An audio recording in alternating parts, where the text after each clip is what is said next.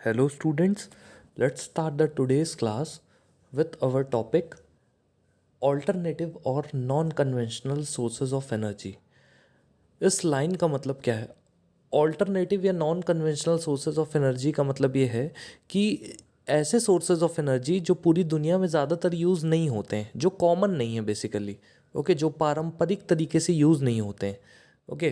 तो ऑल्टरनेटिव या non conventional, alternative का मतलब ही होता है सेकंड ऑप्शन, ओके। तो अगर फर्स्ट ऑप्शन अवेलेबल है तो हम सेकंड ऑप्शन की तरफ उतना जल्दी नहीं जाते हैं, ओके। तो ऑल्टरनेटिव और non conventional sources of energy में मेनली चार तरह के सोर्सेज ऑफ एनर्जी हमको स्टडी करने हैं। सबसे पहले सोलर एनर्जी,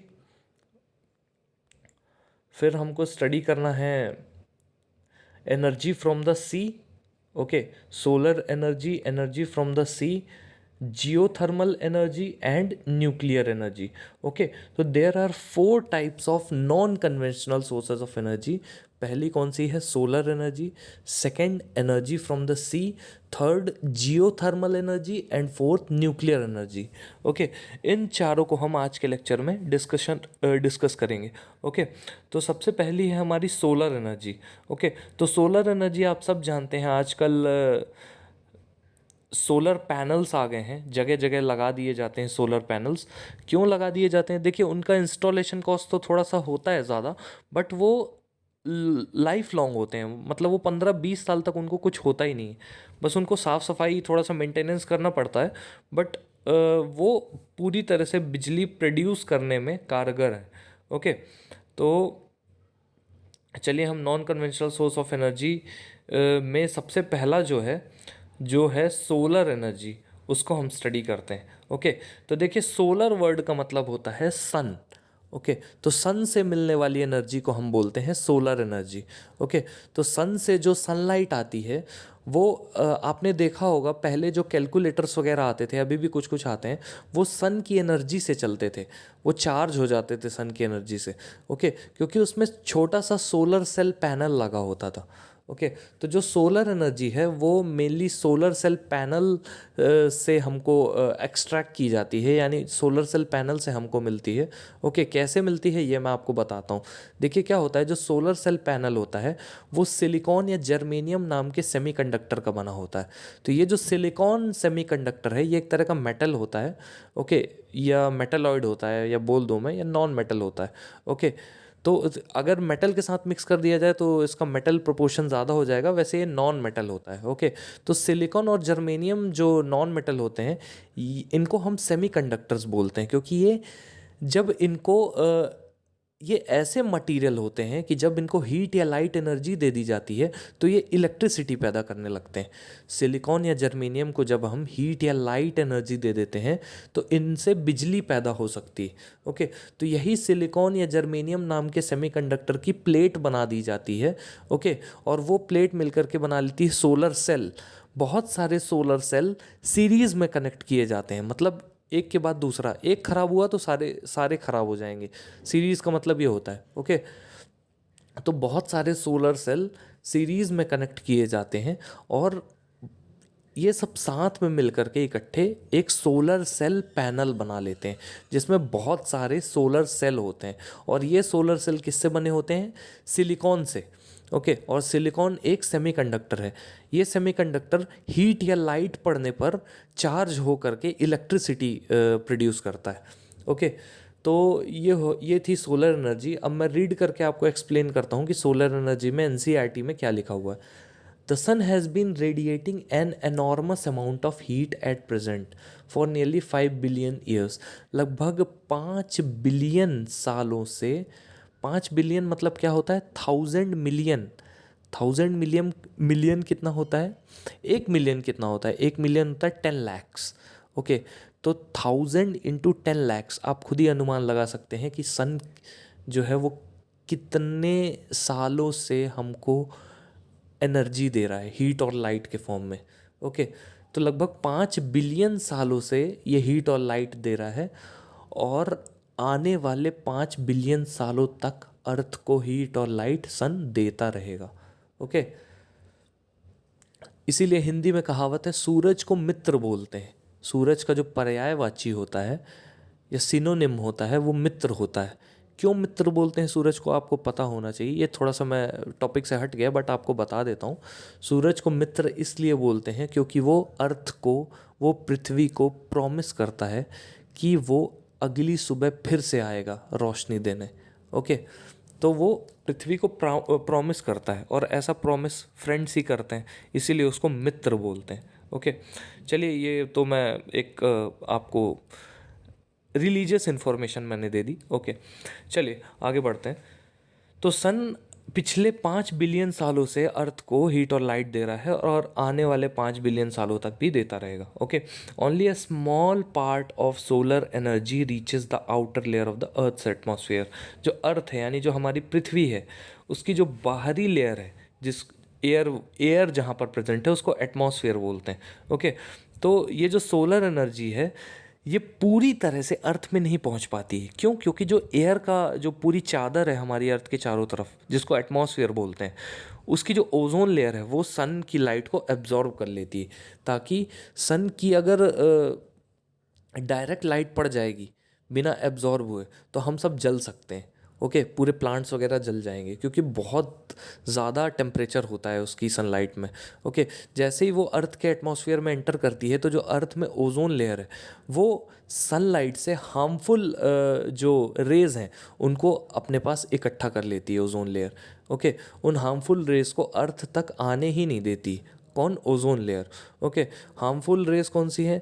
अल्ट्रा वायलेट और इंफ्रारेड। ओके, तो इंफ्रारेड तो थोड़ी बहुत आ भी जाती हैं बट अल्ट्रा वायलेट रेज जो हमारे बॉडी में कैंसर पैदा कर सकती हैं, उन रेज को जो ओजोन लेयर है वो कम्प्लीटली कट ऑफ कर देती है। ओके, तो ओजोन लेयर हमारी अर्थ को ऐसे प्रोटेक्ट करती है। Nearly half of it absorbed while passing through the atmosphere. लगभग आधी जो सूरज की रोशनी है वो एब्जॉर्ब हो जाती है ओजोन लेयर से।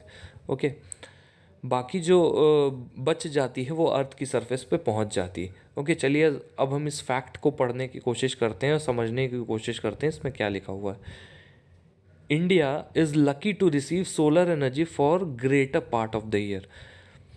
साल के बहुत लंबे समय तक इंडिया जो है यानी भारत, वो सोलर एनर्जी से अपनी एनर्जी रिक्वायरमेंट पूरी करता है। ऐसा एस्टिमेट किया जाता है, ऐसा अनुमान लगाया जाता है कि एक साल में इंडिया इतनी एनर्जी रिसीव कर लेता है, लगभग 5 ट्रिलियन किलोवाट आवर के बराबर।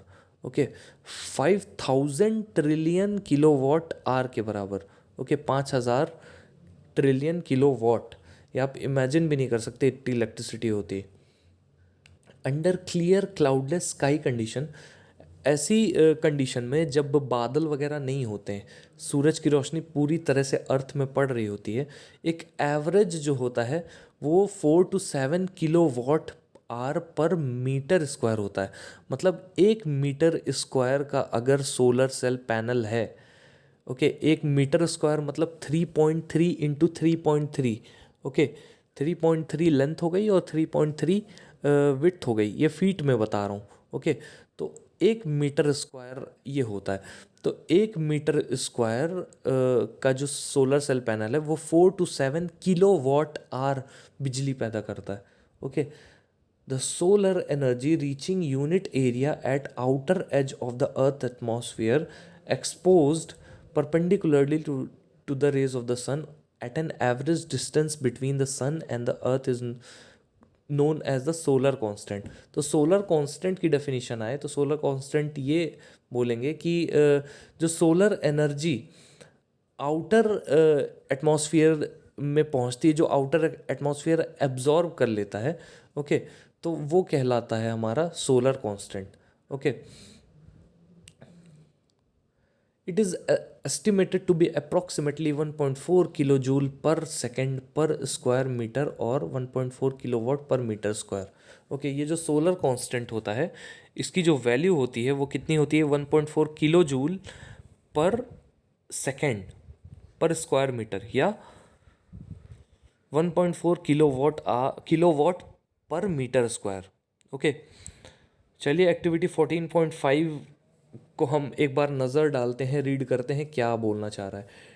Take two conical flask and paint one white and another black. दो कोनिकल फ्लास्क लेने, कोनिकल मतलब कोन मतलब जो आइसक्रीम का शेप होता है, आप फेमिलियर होंगे। ओके, तो कोनिकल फ्लास्क लेना है, उस एक कोनिकल फ्लास्क को ब्लैक कलर का कर देना है अंदर से। ओके, उन दोनों में पानी भर देना है, दोनों को सूरज की रोशनी में रख देना है आधे घंटे के लिए। दोनों के पानी का टेम्परेचर चेक करना है आपको। चेक करके ये पता चलेगा और ये एहसास होगा कि जो कोन या जो कोनिकल फ्लास्क आपने ब्लैक कलर से अंदर कलर कर दिया था, उसका उसमें वाटर का टेम्परेचर जो है वो ज़्यादा होगा इन कंपैरिजन टू जो दूसरा वाला कोनिकल फ्लास्क है जिसमें आपने कोई कलर नहीं किया है।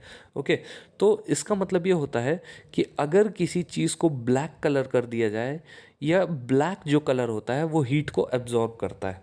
ओके, ब्लैक कलर जो है हीट को एब्जॉर्ब करता है। इसीलिए कभी आप धूप में या गर्मी में ब्लैक शर्ट या ब्लैक टी शर्ट पहन के जब जाएंगे तो आपको वो गर्मी फील होगी। Okay, a black surface absorbs more heat as compared to a white or reflecting surface under identical condition। एक ब्लैक surface जो है वो ज़्यादा हीट प्रोवाइड करती है। ओके, ब्लैक सरफेस ज़्यादा हीट प्रोवाइड करती है, ये आप दिमाग में बैठा लीजिए। ज़्यादा हीट एब्जॉर्ब भी करती है। Okay, solar cookers and solar water heaters use this property in their working. जो सोलर कुकर होते हैं, मतलब जो सन की रोशनी से जिनमें खाना पक जाता है, तो वो यही मैकेनिज़्म यूज़ करते हैं। ये देखिए, ये जो सोलर कुकर यहाँ पर बना हुआ है, ये अंदर से ब्लैक कलर का है, इसमें खाना रखा हुआ है और मिरर एक लगा हुआ है। उस मिरर पे जब सन की लाइट पड़ती है तो वो लाइट वो किस तरफ डायरेक्ट कर देता है, ब्लैक बॉक्स की तरफ। तो ब्लैक बॉक्स बहुत ज़्यादा तेज़ी से गर्म होने लगता है। ओके, एक बार ब्लैक बॉक्स गर्म होने लगा, उसके बाद वो धीरे धीरे खाने को पकाने लगता है। ओके, तो ये है सोलर कुकर का mechanism. Solar cookers and solar water heaters use this property in their working. Okay, आप सभी ने किसी न किसी के घर पे सोलर वाटर हीटर या सोलर कुकर वगैरह देखा होगा। ओके, सोलर वाटर हीटर तो बहुत कॉमन है, छत पे लगे होते हैं, सूरज की उसमें रोशनी पड़ती है और पानी उसकी मदद से गर्म होता है। Okay, some solar cookers achieve a higher temperature by using mirrors to focus the rays of the sun. कुछ सोलर कुकर्स क्या होते हैं, बहुत सारे उसमें चारों तरफ से मिरर लगे होते हैं, और वो चारों मिरर जो होते हैं, वो जितने भी मिरर्स लगे होते हैं, वो सब एक जगह सनलाइट को कंसंट्रेट करते हैं। ओके, सनलाइट को एक ही जगह डायरेक्ट करते हैं। ओके, एक ही जगह भेजते हैं, और सनलाइट को एक ही जगह, मतलब खाने के पास या खाने के ऊपर सनलाइट पड़ने से खाना जल्दी गर्म हो जाता है। Okay, solar cookers are covered with a glass plate. Solar cooker जो है वो एक कांच की प्लेट से कवर्ड होते हैं। Recall what we have learned about the greenhouse effect. आप याद करिए, आपने छोटे में जो ग्रीन हाउस इफेक्ट पढ़ा है उसके बारे में रिकॉल करिए। ग्रीन हाउस इफेक्ट में भी यही होता है। क्या होता है, प्लांट्स को थोड़ा सा टेम्परेचर प्रोवाइड किया जाता है एक ग्रीन हाउस के अंदर। ओके, उस ग्रीन हाउस में अंदर कार्बन डाइऑक्साइड ट्रैप होती है। ओके, उस ग्रीन हाउस में सनलाइट से जो मिलने वाली गर्मी है वो ट्रैप होती है। तो इस कार्बन डाइऑक्साइड और गर्मी के कारण जो प्लांट्स है वो बहुत तेज़ी से फोटोसिंथेसिस वगैरह करते हैं और बहुत तेज़ी से ग्रो होते हैं। ओके, तो ये था ग्रीन हाउस इफेक्ट। अब चलिए एक्टिविटी 14.6 पे बढ़ते हैं। Study the structure and working of a solar cooker और a solar water heater, particularly with regard to how it is insulated and maximum heat absorption is ensured. Okay, तो आपको एक solar cooker या solar water heater के बारे में अच्छे से इन्फॉर्मेशन गैदर करनी है। आप इंटरनेट की मदद ले सकते हैं, यूट्यूब की मदद ले सकते हैं। ये देखिए, सोलर वाटर हीटर या सोलर कुकर कैसे काम करता है, कैसे बनाया जाता है, ये आपको खुद से करना है। ओके, इस एक्टिविटी में design and build a solar cooker और water heater using low cost material available and check what temperature are achieved in your system. Discuss what could be the advantages and limitations of using solar cooker और solar water heater। तो आपको क्या करना है, solar cooker या solar water heater बनाना है। Okay, और फिर आपस में डिस्कस करना है कि एडवांटेजेस क्या हैं सोलर कुकर या सोलर वाटर हीटर के, और इसके ड्रॉबैक्स क्या हैं, लिमिटेशंस क्या हैं। ओके, चलिए अब आगे बढ़ते हैं। ये देखिए डायग्राम में एक सोलर सेल पैनल लगा हुआ है। इसी सोलर सेल पैनल में बहुत सारे सोलर सेल होते हैं। वो सोलर सेल सनलाइट से चार्ज होते हैं क्योंकि उनमें एक सेमीकंडक्टर होता है, वो होता है सिलिकॉन। ओके, सिलिकॉन क्या होता है, जब उसमें लाइट पड़ती है या हीट पड़ती है तो उसके अंदर के इलेक्ट्रॉन्स एक्साइट होकर के इलेक्ट्रिसिटी प्रोड्यूस करने लगते हैं। ओके, तो ये वर्किंग होती है। तो इलेक्ट्रिसिटी एक सेल सोलर सेल प्रोड्यूस करता है और उसके साथ वाले सारे सोलर सेल जब इलेक्ट्रिसिटी प्रोड्यूस करते हैं तो ये सब सीरीज़ में आपस में कनेक्टेड रहते हैं। ओके, तो एक साथ मिल करके वो इकट्ठे इलेक्ट्रिसिटी को डायरेक्ट कर देते हैं या भेज देते हैं। Okay, it is easy to see that these devices are useful only at certain times during the day। ये बहुत आसान है और बहुत ही ज़्यादा काम की चीज़ है कि ये जो डिवाइसेस हैं ये दिन के टाइम पे काम करते हैं। ओके, क्योंकि सूरज की रोशनी तो सिर्फ दिन में होती है। लिमिटेशन ये होती है कि जैसे ही रात होती है वो सूरज की रोशनी मिलना बंद हो जाती है और रात में ये सोलर सेल पैनल जो हैं वो डिस्चार्ज होने लगते हैं।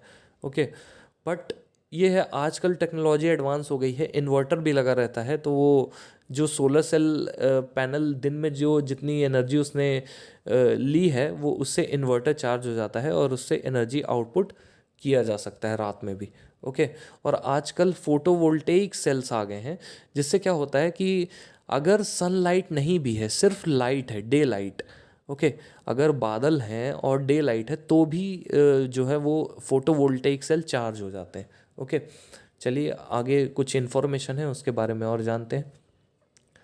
This limitation of using solar energy is overcomed by using solar cells that convert solar energy into electricity. ये जो लिमिटेशन है कि रात में जो सूरज रहता नहीं है तो जो सोलर सेल पैनल है वो चार्ज नहीं हो पाते, ये सोलर सेल्स को और एडवांस करके इसका सॉल्यूशन निकाल लिया गया है और इन्वर्टर कनेक्ट करके। Okay, a typical cell develops a voltage of 0.5 to 1 volt. एक सोलर सेल जो होता है वो 0.5 से 1 वोल्ट तक का इलेक्ट्रिसिटी पैदा करता है and can produce about 0.7 watt of electricity when expose to sun. ये जो है 0.7 वॉट तक की इलेक्ट्रिसिटी पैदा कर सकता है जब सन से एक्सपोज किया जाए। ओके, तो volt is potential difference and what is current. Okay, what is power. Okay, तो वोल्ट क्या है, पोटेंशियल डिफरेंस है, और वॉट क्या है, पावर है। इन दोनों चीज़ों को आपको खुद से पढ़ना है, ये आपका होमवर्क रहेगा। फिर बाद में अगर नहीं समझ में आता है तो मैं आपको एक्सप्लेन करूँगा क्या होता है। ओके, कुछ चीज़ें आपको खुद से भी करनी है। A large number of solar cells are combined in an arrangement called solar cell panel.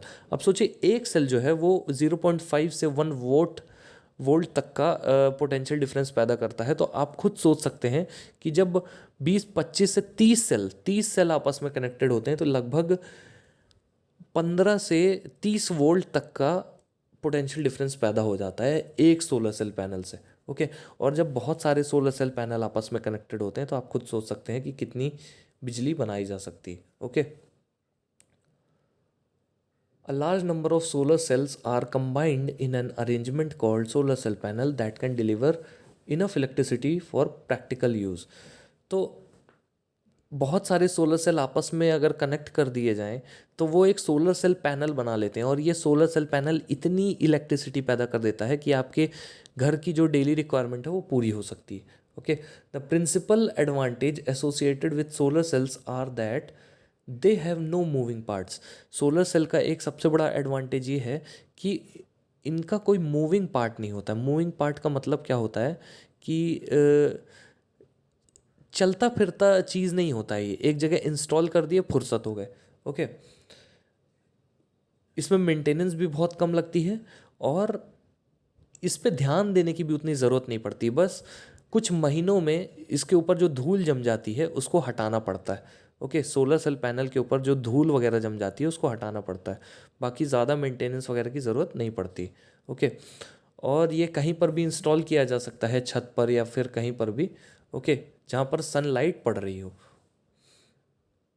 Another advantage is that they can be set up in remote and inaccessible helmets or very sparsely inhabited areas in which laying of power transmission line may be expensive and not commercially viable।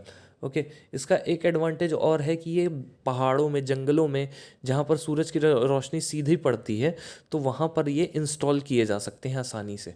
Okay, वहाँ पर ये लगा दिए जा सकते हैं ताकि वहाँ के आसपास जितने भी गांव हैं वहाँ पर इलेक्ट्रिसिटी पहुँचाई जा सके। Okay, silicon which is used for making solar cell. Silicon नाम का एक सेमीकंडक्टर होता है। ओके, ये एक नॉन मेटल है, इसका यूज़ किया जाता है सोलर सेल्स को बनाने के लिए। ओके, ये बहुत ज़्यादा एबंडेंट होता है नेचर में, ये बहुत आसानी से मिल जाता है। आप घर पे जो रिमोट टीवी का होता है या फिर वीडियो गेम का जो रिमोट होता है या फिर फ़ोन के अंदर चिप होती है, वो सब जो है वो सिलिकॉन की ही बनी होती है। ओके, तो टेलीविज़न के अंदर, टीवी के अंदर भी सिलिकॉन की ही प्लेट होती है। तो सिलिकॉन जो सेमीकंडक्टर होता है उससे सोलर सेल पैनल बनाया जाता है। ओके, लेकिन जो अच्छी क्वालिटी का सिलिकॉन है वो बहुत ही मुश्किल से मिल पाता है और बहुत ज़्यादा एक्सपेंसिव होता है। ठीक है, ऊपर से सोलर सेल पैनल में जब एक सेल दूसरे सेल से कनेक्ट किया जाता है तो सिल्वर वायर लगा होता है, चांदी का वायर। तो चांदी, आप सोच सकते हैं चांदी एक महंगा मेटल है। ओके, तो इसीलिए थोड़ा सा एक्सपेंसिव हो जाता है ये चीज़।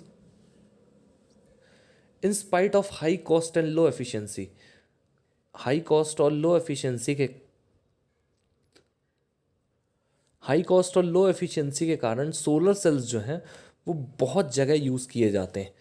ओके, लेकिन इनका प्रैक्टिकल एप्लीकेशन जो है वो अभी उतना पॉसिबल नहीं है, धीरे धीरे पॉसिबल हो पा रहा है।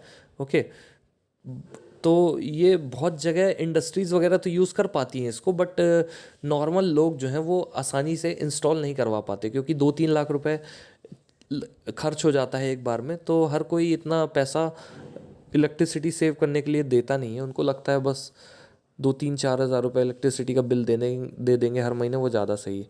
Okay, but on the long run आप 20 से 25 साल तक फुर्सत हो जाते हो अगर आप एक सोलर सेल पैनल को अपने घर पे इंस्टॉल करवा लेते हो। ओके, तो गाइज मैं एक चीज़ और आपको बता दूं कि जो सैटेलाइट वगैरह भेजे जाते हैं ग्रेविटी में या फिर स्पेस में, तो उस सैटेलाइट में भी सन की एनर्जी पड़ने से वो सैटेलाइट में भी सोलर पैनल लगे होते हैं जिससे वो सैटेलाइट जो है वो चार्ज होती है, उसको एनर्जी मिलती है। ओके, तो आप सोच सकते हैं कि ये सोलर सेल पैनल कितने इफ़ेक्टिव हो सकते हैं। जहाँ सूरज की रोशनी पड़ती है वहाँ ये सोलर सेल पैनल लगाए जा सकते हैं।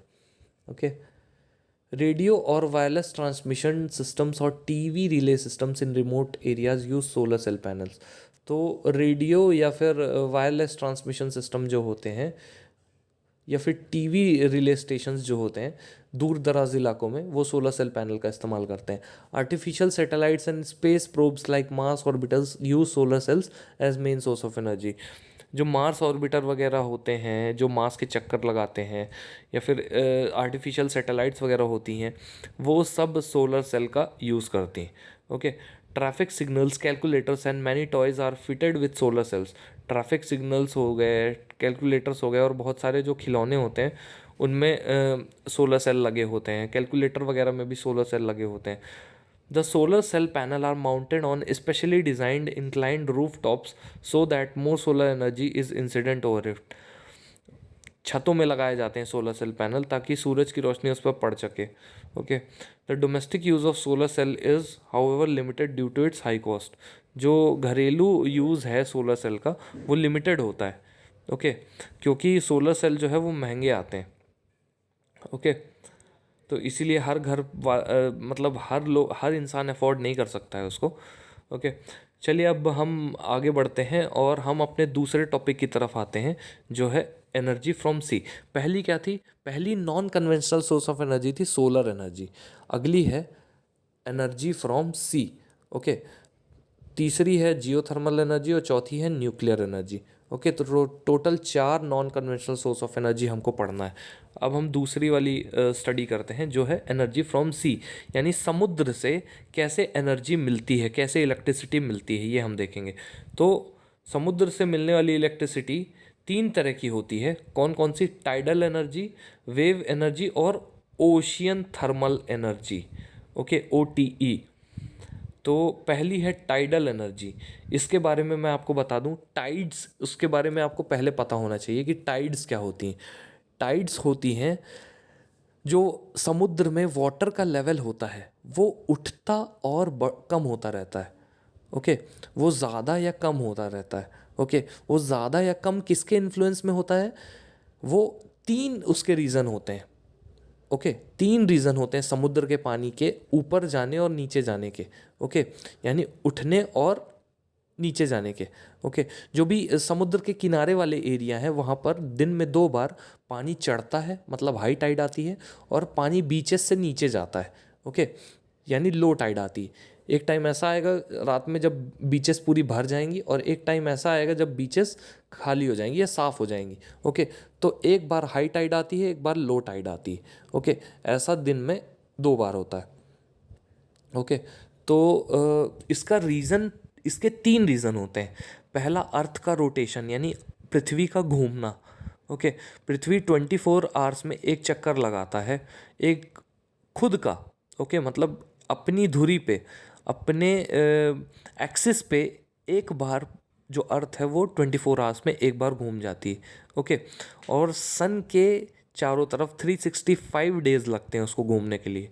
ओके, तो मैं कुल मिलाकर ये बताना चाह रहा हूँ कि 3 फैक्टर की वजह से जो हाई टाइड है और लो टाइड है वो आती। ओके, तो पहला फैक्टर है क्या? अर्थ का रोटेशन। ओके, अर्थ का घूमना। दूसरा फैक्टर है मून का अर्थ के चारों तरफ चक्कर लगाना। ओके, और तीसरा फैक्टर है अर्थ का सन के चारों ओर चक्कर लगाना।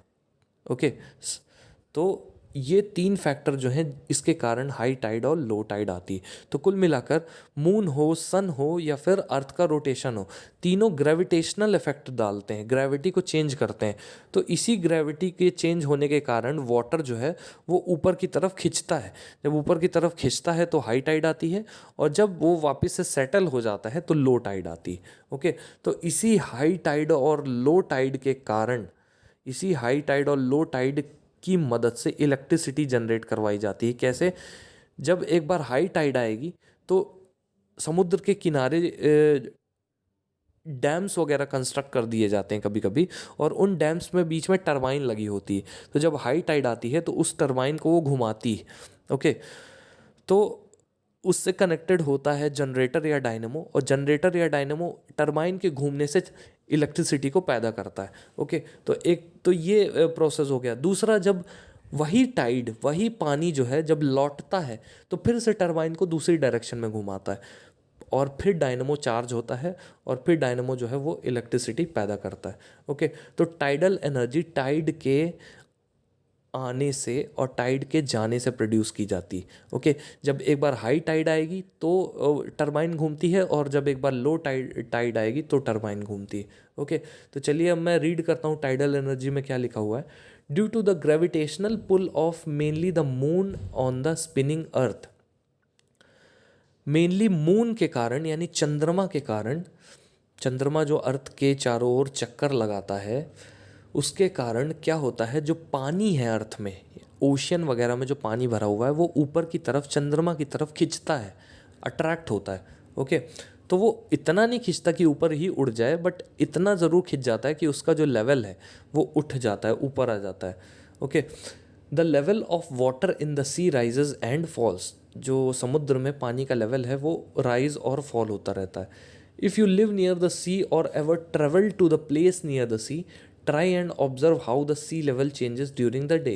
अगर आप समुद्र के किनारे रहते हैं या आपने कभी समुद्र का किनारा देखा है या घूमने गए हैं बीचेस में, तो आपने ऑब्जर्व किया होगा कि जो लहरें हैं पानी की वो एक बार बीचेस की तरफ आती हैं और एक बार बीचेस से दूर जाती हैं। ओके, तो क्या होता है, जब बहुत बड़ी बड़ी लहरें बहुत लंबे समय तक बीचेस को ढक लें पानी की तो उसको बोलते हैं हाई टाइड। ओके, और जब बहुत लंबे समय तक बीचेस साफ रहें, कोई पानी ना दिखाई दे, तो समझ जाइएगा लो टाइड आई हुई है।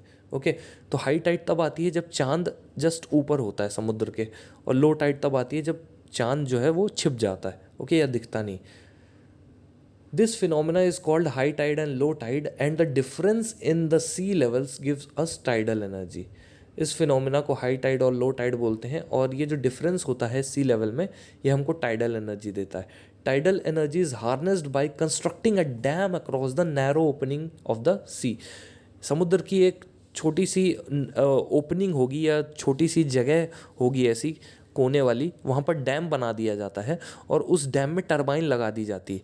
ओके, जैसे ही हाई टाइड आती है वो टरबाइन घूमती है और ये जो जनरेटर है या डायनेमो है उससे कनेक्टेड होता है, वो इलेक्ट्रिसिटी पैदा करता है। और जब वो पानी उतरता है यानी जब लो टाइड आती, तो एक बार फिर से वो टरबाइन घूमती है और फिर से इलेक्ट्रिसिटी जनरेशन होता है।